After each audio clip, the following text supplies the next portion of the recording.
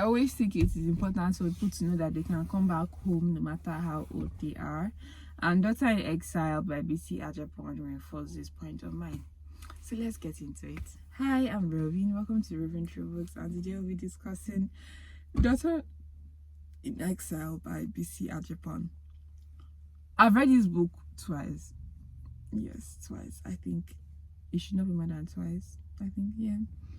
And I remember reading Lola's story. I don't even remember my first reaction. I think my first reaction was that men has come, because see what a man did to this woman. But then I later read it and I was like, this girl, Lola, you are, I know it feels like I'm being dramatic, but if you've read the book, you realize that there are so many times you want to enter the book, shake Lola, like pull her by her clothes and shake her like, Auntie, are we okay? Are we good? And this is one of the things why I like reading, because it exposes your mind. So first off, where things in my opinion went wrong was when you entered a business agreement with somebody that, oh, I'm going to do this, so send me money. Now the person sending you money, you now realize that, oh, you've been defrauded. And then the person say, oh, come to the abroad, the things that we did business for, let's come and sell it. You did not see anything when they booked your tickets. You did not see anything till you landed. You now say, oh, my love, because the person is your lover. Oh, my love, the business that we planned together, that's scatter. I was like, Auntie, this is the first main mess up. Now, I know that sometimes we make mistakes, and when we make mistakes, it's very difficult to confess the mistakes that we have made. I personally, I have that habit, but I'm trying to work on it. But when I saw it play out, I realized how very dangerous that habit was, because personally, I think what she would have been thinking was, there is no way this person would have been relying on whatever it was that I was going to do. And I realized that is a very I gave you money to do business.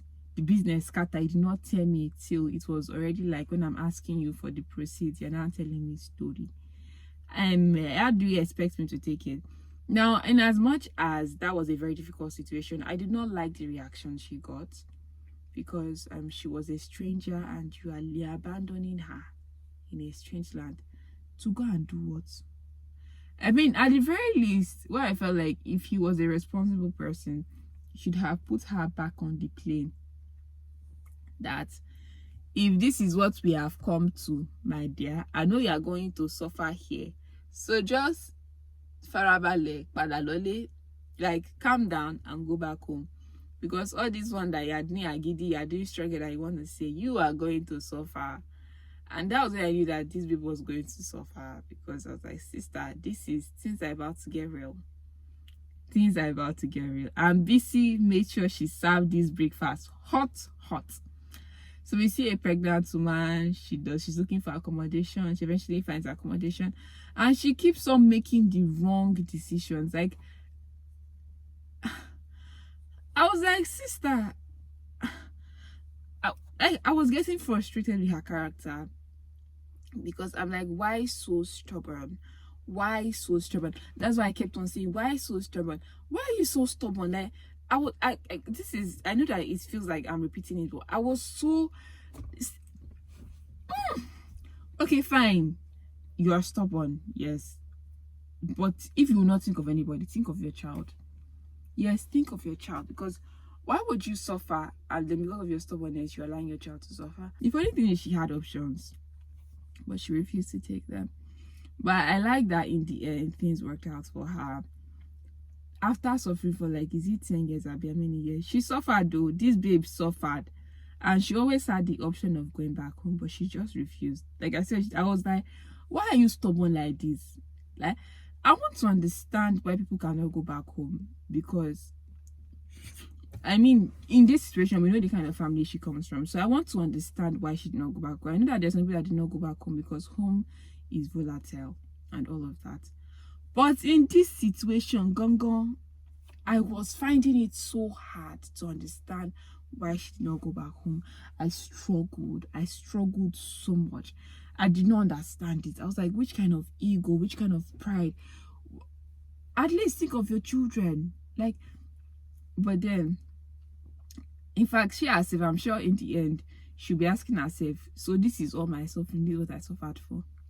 Anyways, that was her life, that was her business. A beautiful thing about this book is that it told me that japa, not all japa is rosy. Abroad is not as rosy as if are painting it out to be. Now, for some people, it's very rosy, but on a general note, it can be very difficult to acclimatize to that place. Apart from the fact of this is a different country, different weather, and all of that, there's the fact that immigration laws exist, and this thing highlighted something that I generally ignored. Because I am not an immigrant in my country, I do not pay attention to immigration laws.